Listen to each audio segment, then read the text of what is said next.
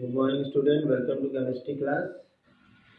Student, as you know that we are doing revision.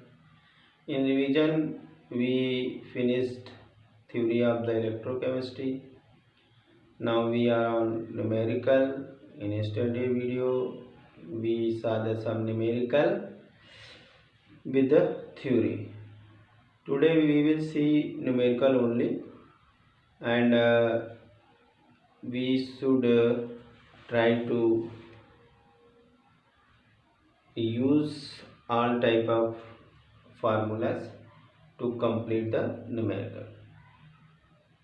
First of all, we will see the numerical on the molar conductivity. Okay, the question is that the molar conductivity of 0.2 m. Question is the molar conductivity the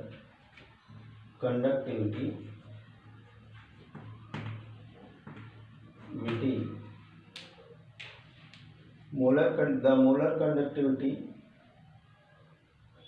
of 0.20 m at solution at 298 Kelvin is 0.025 Siemens per centimeter. Calculate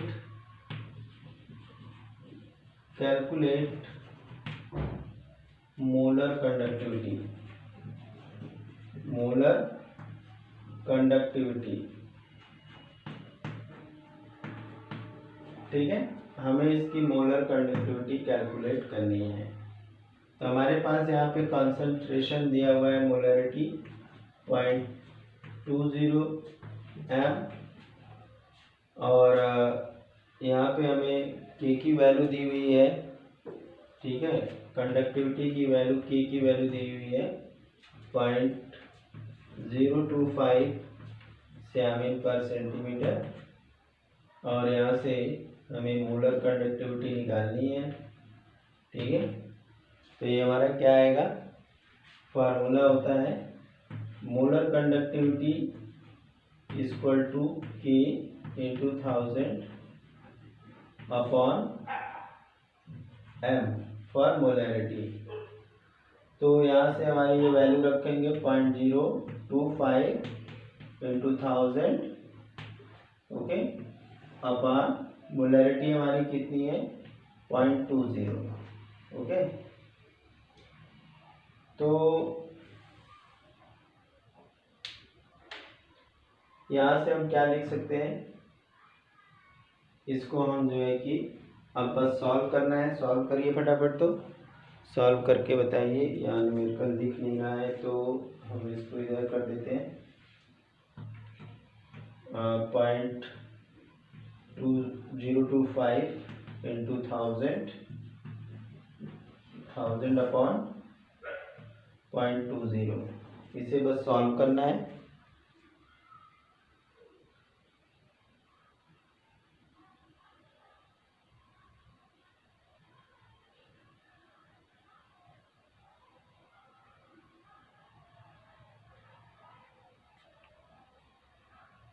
हो गया, कितना आया value, इसको solve करने पे value कितनी आएगी। अगर सपोज हम यहाँ पे एक जीरो बढ़ा देते हैं, ये डेसिमल खत्म हो गया, यहाँ से ये हमारे दो जीरो खत्म हो जाएंगे। हमारे पास क्या बचेगा, हमारे पास बचेगा 250 अपॉन 2। तो इसकी वैल्यू क्या आ जाएगी, इसकी वैल्यू आ जाएगी 125 Siemens सेंटीमीटर स्क्वायर पर मोल। ये इसका आंसर हो गया। ठीक है, 125 Siemens सेंटीमीटर स्क्वायर पर मोल। ठीक है, तो न्यूमेरिकल को बस समझ लीजिए, फिर अपने से इसको सॉल्व करना है। ये नहीं कि छाप लिया, बस समझ के इसको करना है। बहुत सिंपल सिंपल न्यूमेरिकल है। अब आगे हम नेक्स्ट न्यूमेरिकल देखेंगे। हमारा जो अगला न्यूमेरिकल है थोड़ा लंबा है, यहाँ पे हमें इसमें सब कुछ सॉल्व कर लेंगे हम लोग। ये भी बहुत बार पूछा हुआ क्वेश्चन है, ठीक है। The molar conductivity of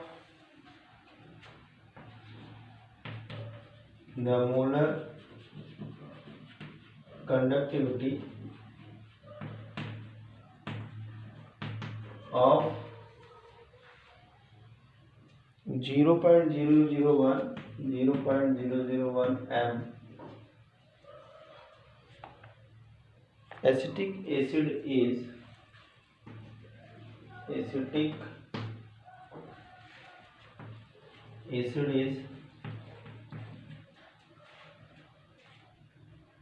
4 into 10 to power minus 5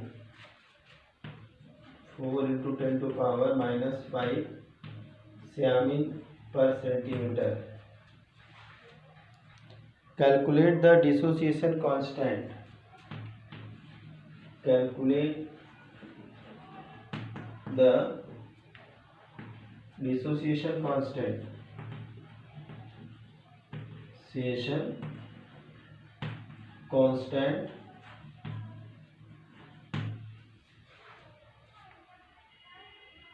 Of an acid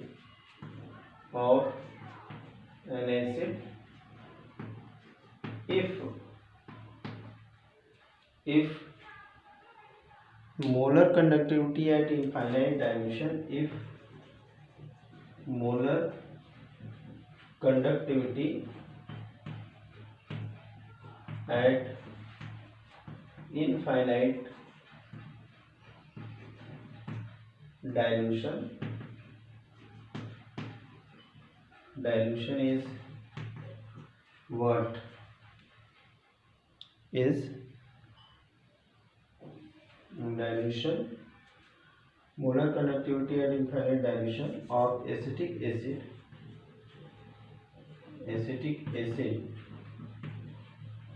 is given 319 Siamin centimeter square per मोल। ठीक है, ये हमारा क्वेश्चन है। ओके, इस क्वेश्चन में जो है कि कंसंट्रेशन दिया हुआ है 0.0, तो ये मोलरिटी हमारी दिया 0.001 है, और मोलर कंडक्टिविटी एंड कंसंट्रेशन किसी कंसंट्रेशन पे दिया हुआ है वो है 4 into 10 to power minus 5।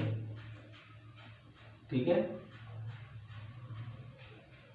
और हमारे पास क्या दिया हुआ है, ये यहाँ से हमारा की दिया हुआ है, सॉरी, और सियामिन सेंटीमीटर है, तो ये केवल के लिए होता है। और इसके बाद हमारे पास दिया हुआ है लैम्डा इनफाइनाइट डायल्यूशन पे, ये दिया हुआ है 390 सेंटीमीटर स्क्वायर पर मोल। ठीक है, तो अब इसके लिए हमें क्या करना पड़ेगा, हमें अल्फा की वैल्यू निकालनी है। अल्फा की वैल्यू निकालने के लिए तो पहले हमें Cm निकालना पड़ेगा, ये दोनों चीज़ नहीं दी है। फटाफट क्वेश्चन नोट कर लीजिए।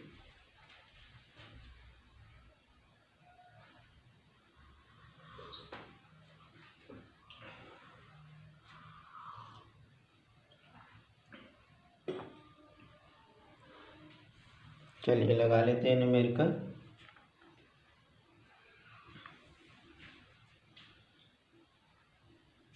सारा कुछ हमने लिख दिया है। तो पहला काम क्या करेंगे कि हम गिवन कंसंट्रेशन पे मोलर कंडक्टिविटी निकालेंगे।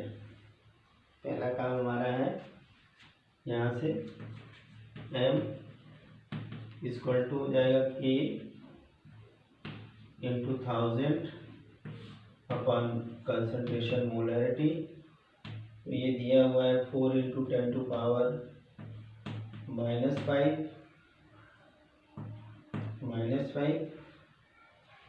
और इंटू 1000 अपॉन 0.001। ठीक है, सिंपल है। 5 इंटू 10⁻⁻5 इंटू 1000 अपॉन 1 इंटू 10⁻³ ठीक है। तो अब यहाँ से क्या हो जाएगा, ये जो ऊपर जाएगा तो प्लस हो जाएगा, तो ऊपर हो जाएगा 4 इंटू 10⁻⁻5, इसको लिख दे 10⁻³ और ये ऊपर जाके 10⁻3, तो 10⁻6 यहाँ पे 5 है, ये 6 है, 1 0 बचेगा तो आ गया 40 सेंटीमीटर स्क्वायर पर मोल। ठीक है, इसको नोट कर लीजिए फटाफट।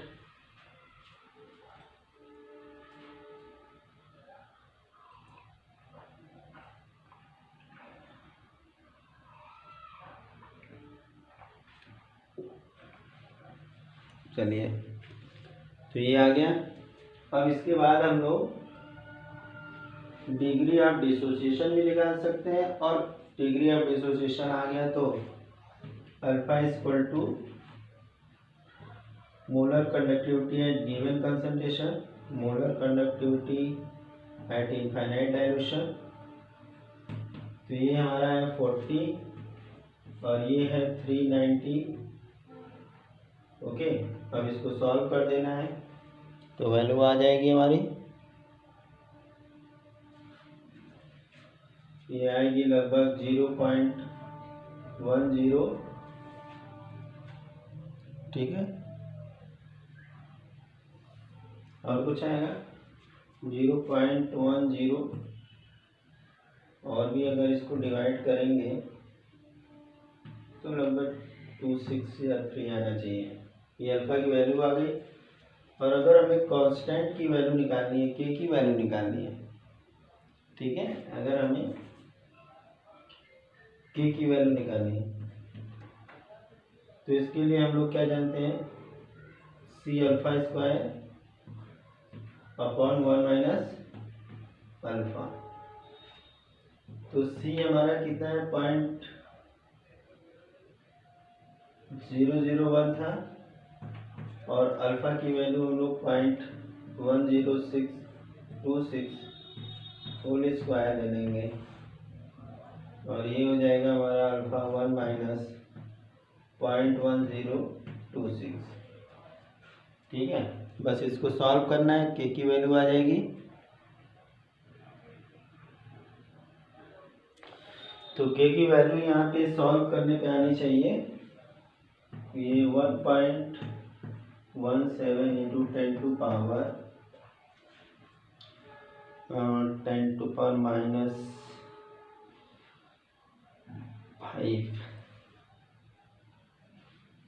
इंटू पावर -5, ये के की वैल्यू होगी हमारी। ठीक है, मोल पर लीटर। ओके, चलिए इसको नोट कर लीजिए, मोल पर लीटर, यहाँ पे यूनिट इसका हो जाएगा। हमने पहले क्या किया, डिग्री ऑफ डिसोसिएशन अगर निकालना है तो हमें गिवन कंसंट्रेशन पे मोलर कंडक्टिविटी चाहिए। तो ये के की वैल्यू दिया हुआ था, यहाँ पे 1000 इंटू अपन 0.001, और यहाँ पे 4 इंटू 10⁻⁻5 इंटू 1000, 1 इंटू 10⁻⁻3। अब ये इसको हमने -3 में कन्वर्ट कर दिया, ये ऊपर गया प्लस हो गया, और इसको भी हमने 10⁻³ पे कर दिया। अब ये दोनों मिलके हो गए 6 माइनस 5 की 1 बचा, यानी 40 हो गया। अब यहाँ से अल्फा की वैल्यू निकाल लिए। ठीक है, अल्फा की वैल्यू आ गई, तो अगर क्वेश्चन में के की वैल्यू पूछा है, कांस्टेंट की वैल्यू पूछा है, तो कांस्टेंट भी निकाल लेंगे के। ठीक है, तो ये ऐसा न्यूमेरिकल है जिसमें कि ये सारे फार्मूले आ गए। अब हम लोग एक न्यूमेरिकल फैराडे इक्वेशन पे देखेंगे। ठीक है, इसको नोट कर लीजिए फटाफट। अब हम लोग एक क्वेश्चन फैराडे इक्वेशन पे देख लेंगे। Calculate the time to deposit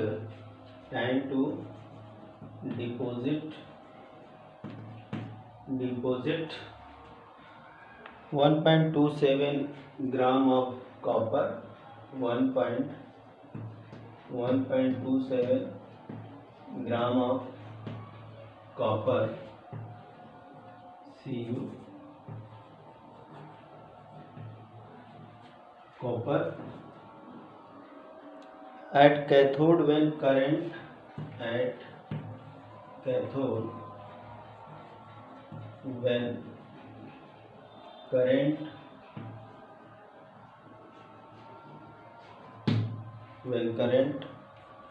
2 ampere was passed through the solution. 2 ampere was passed to the solution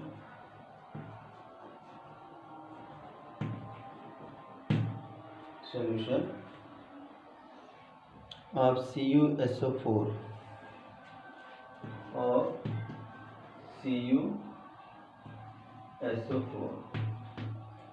time पूछा गया है, टी पूछा गया है, गिवन क्या है, यहाँ पे मास डिपॉजिटेड दिया हुआ है 1.27, ठीक है, और करंट I इक्वल टू दिया हुआ है 2 एम्पियर। इतने इंफॉर्मेशन हमारे पास है, ठीक है। अब हमें इसको कैसे कैलकुलेट करना है, हम लोग W इक्वल टू ZIT जानते हैं। अब यहाँ से हमें T निकालना है मगर Z नहीं पता है, और Z इक्वल टू क्या होता है, Z इक्वल टू होता है E/96500, ठीक है। इसके बाद हमें E की वैल्यू चाहिए। E की वैल्यू निकालने के लिए हमें क्या करना पड़ेगा, E इक्वल टू होता है atomic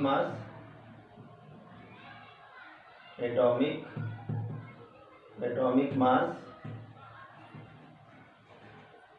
upon equivalent weight,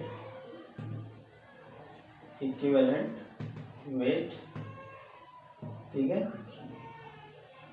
upon कितना हो जाएगा 96500, ठीक है। तो ये हमारा Z हो जाएगा।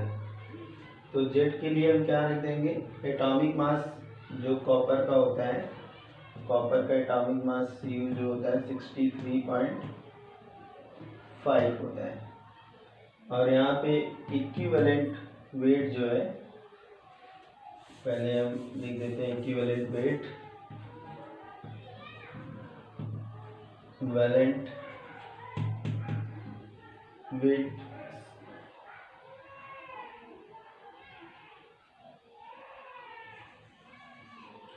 यहाँ पे हमको इक्विवेलेंट वेट की जगह वैलेंसी सही होगा,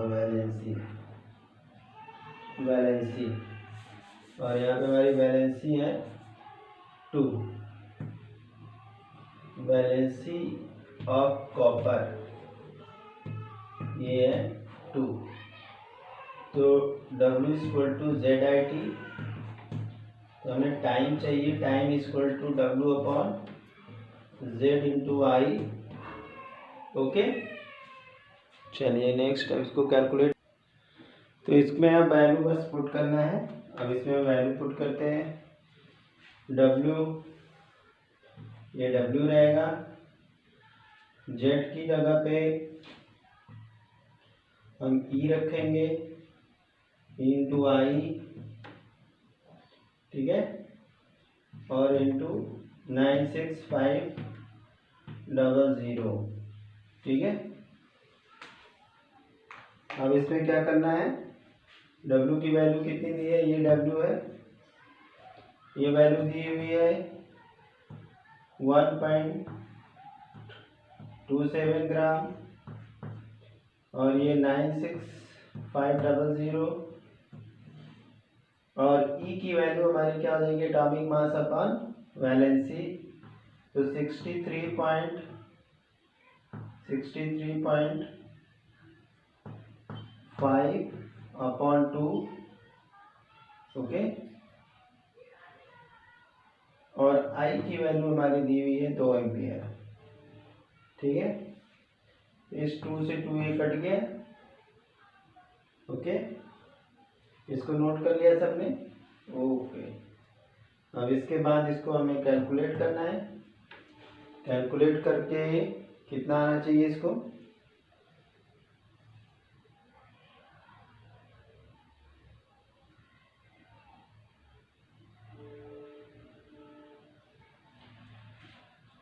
कैलकुलेट करिए इसको, कितना आ रहा है।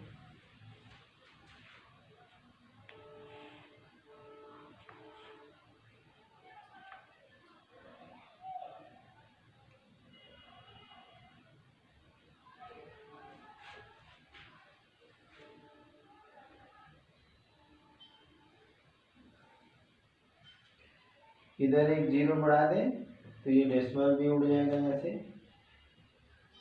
और ये जीरो यहाँ से कट जाएगा।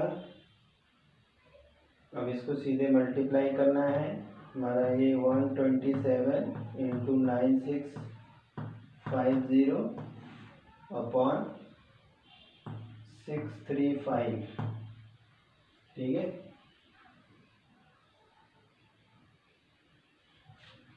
तो यहाँ पे अगर इसको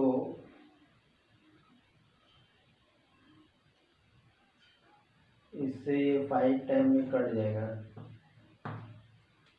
ठीक है। 127 में हम 5 से मल्टीप्लाई कर दें तो ये हो जाएगा 5 2 10 एंड 3 5 1 6, ठीक है। ये 5 टाइम में कट गया, और इसको हम यहाँ पे 5 1 5, यहाँ बचा 4 5 9 45 45, यहाँ बचा 1 3 0।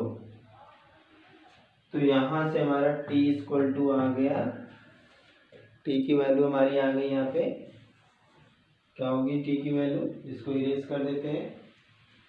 तो t की वैल्यू हमारी कैलकुलेट होकर के आ गई 1930 सेकेंड, ठीक है। इतना सेकेंड लगेगा उसको डिपॉजिट होने में, ठीक है। हमने क्या किया, हमारे पास W की वैल्यू दी हुई थी, I की वैल्यू दी हुई थी, और ये एटॉमिक मास ऑफ कॉपर हमारे पास था। Atomic mass of copper, valency copper की 2 है, क्योंकि सॉल्यूशन में कॉपर सल्फेट है CuSO4। तो ये जब टूटेगा तो Cu2+ बनेगा और SO4- बनेगा, तो वैलेंसी हो गई 2। अब फार्मूला होता है W = ZIT, तो T = WZ/I, और हम लोग जानते हैं कि Z क्या होता है, E/96500, ठीक है। और E = होता है एटॉमिक मास अपॉन वैलेंसी। ये हमारी E की वैल्यू हो गई, ये W की वैल्यू हो गई, और ये 96500 ऊपर चला जाएगा। ये 2 से 2 कट गया, और ये डेसिमल हटाने के लिए हमने एक जीरो बढ़ाया, और इस जीरो से जीरो ये कट गया, और ये जो है कि 5 टाइम में ये कट गया इससे, ठीक है। और इस 5 से हमने इसको काट दिया, 1930 आ गया। ये हमारा इतना टाइम लगेगा डिपॉजिट होने में 1.27 ग्राम। 1.27 ग्राम कॉपर डिपॉजिट होने में इतना समय लगेगा, ठीक है। तो इसको नोट कर लीजिए। सवाल सिस्टमेटिक तरीके से लगाएंगे, कोई प्रॉब्लम नहीं होगी। और अगर कहीं भी सिस्टम को तोड़ा तो न्यूमेरिकल नहीं लगेगा। हमेशा गिवन न्यूमेरिकल में जो हो उसको लिखा जाता है पहले, फिर उसके बाद हम उसको बनाते हैं, ठीक है। अब इसके बाद हम लोग नेक्स्ट क्वेश्चन देखेंगे। ये भी पूछा हुआ क्वेश्चन है। ये जितने भी हमने आज न्यूमेरिकल देखे वो 2 मार्क्स के थे, ठीक है। 2 मार्क्स और 3 मार्क्स के क्वेश्चन थे, ठीक है। अब एक हम बड़ा न्यूमेरिकल लेंगे जो कि 5 मार्क्स का होगा। Calculate EMF of the following cell. Question है कैलकुलेट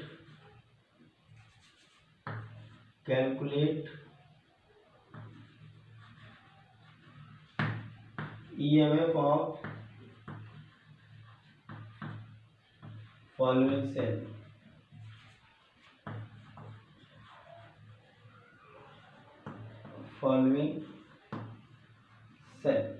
एक सेल दी हुई है, सेल क्या है,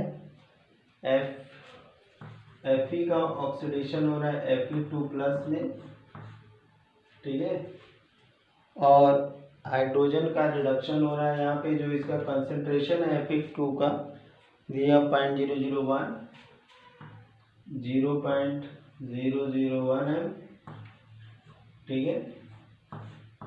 और यहाँ पे H+ का दिया हुआ है कंसंट्रेशन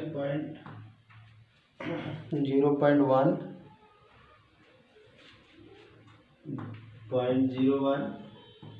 m, और ये रिड्यूस हो रहा है H2 में, ठीक है। और इसमें ये प्लैटिनम पे चूंकि बना होता है, और इसका रिडक्शन पोटेंशियल दिया हुआ है, इसका reduction potential, standard reduction potential दिया हुआ है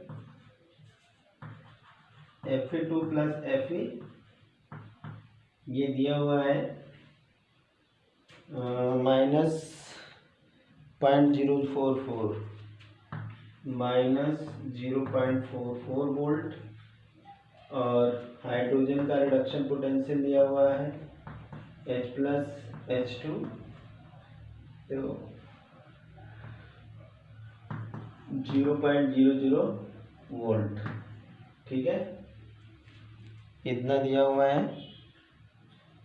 अब इसके बाद हमें क्या करना है, हमें निकालना है ईएमएफ ऑफ द सेल। पहले हमारे पास ईएमएफ ऑफ सेल निकालने के लिए एन की भी वैल्यू होनी चाहिए। अगर एन की वैल्यू नहीं है तो नहीं पता लगेगा।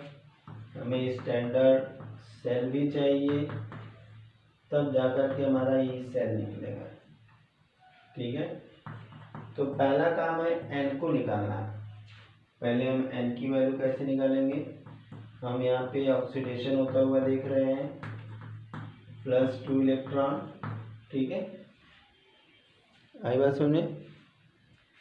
और फिर यहाँ पे 2H+ +2 इलेक्ट्रॉन गिव्स H2, इसको ऐड कर देंगे, ये इलेक्ट्रॉन कट गया, Fe+2H+ गिव्स Fe2+ H2।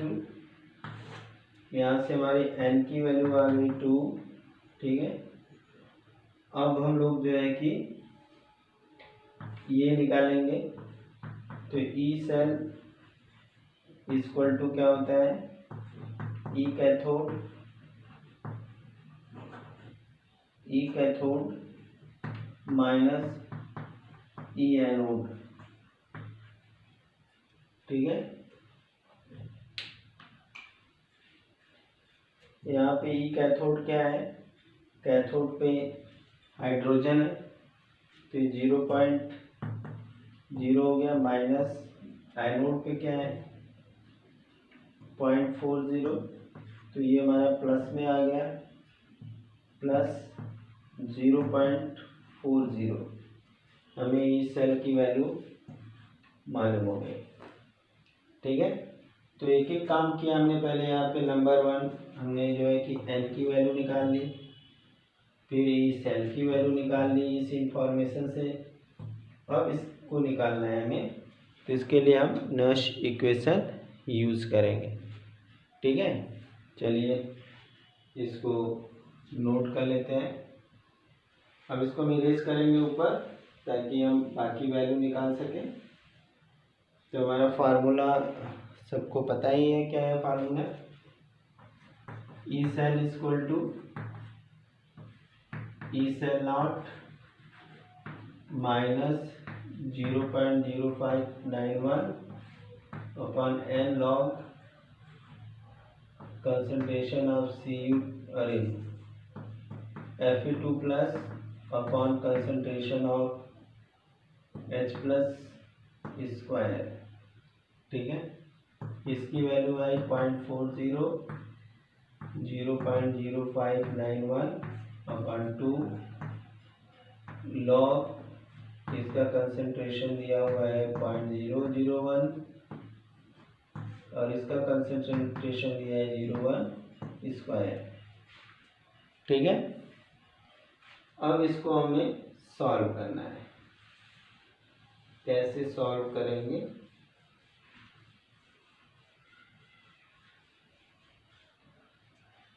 ठीक, यहाँ पे 0.40 माइनस 0.021 बचेगा 18, फिर 1 बचेगा 5।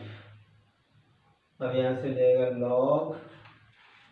ठीक है, ये हमारा 0.001 और दूसरा हो जाएगा हमारा 0.001 1 2 3 4। ठीक है, अब इसको हम क्या लिख सकते हैं? 0.40 0.02955 लॉग, यहाँ पे हो जाएगा 10 टू पावर -3 और यहाँ 10 टू पावर -4। अब यहाँ से ये ऊपर जाएगा तो हमारे पास क्या बचेगा? 0.40 माइनस 0.02955 इंटू लॉग 10 और लॉग 10 की वैल्यू 1 होती है तो ये हो जाएगा 0.40 माइनस 0.02955। अब इसे सब्ट्रैक्ट करना है, ना आए तो बहुत सिंपल तरीका है, हमें ऐसे लिख देंगे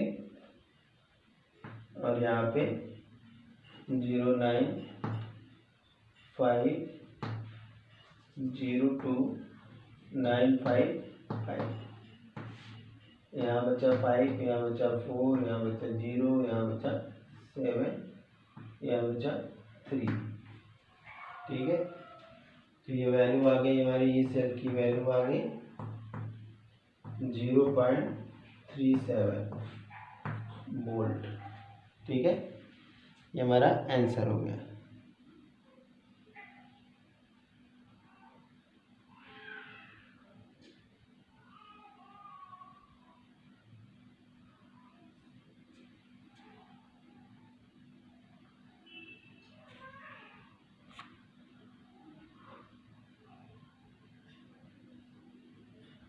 चलिए, ये हो गया।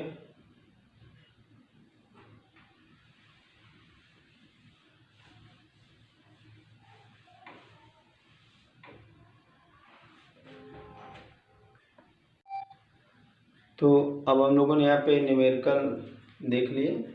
अब इसके बाद हमारा जो है कि नेक्स्ट इक्वेशन का भी न्यूमेरिकल हो गया, मोलर कंडक्टिविटी पे भी हो गया और हमारा हो गया फैराडे लॉ पे इक्वेशन पे हो गया। ठीक है, तो इस चैप्टर के हमने सारे न्यूमेरिकल लगा लिए। अब जो है कि हम लोग नेक्स्ट चैप्टर केमिकल काइनेटिक्स का रिवीजन स्टार्ट करेंगे। वो भी चैप्टर हमारा न्यूमेरिकल वाला है, इसलिए इस वीडियो को भी सभी लोग केयरफुली देखिएगा। ठीक है, okay, thank you, have a nice day.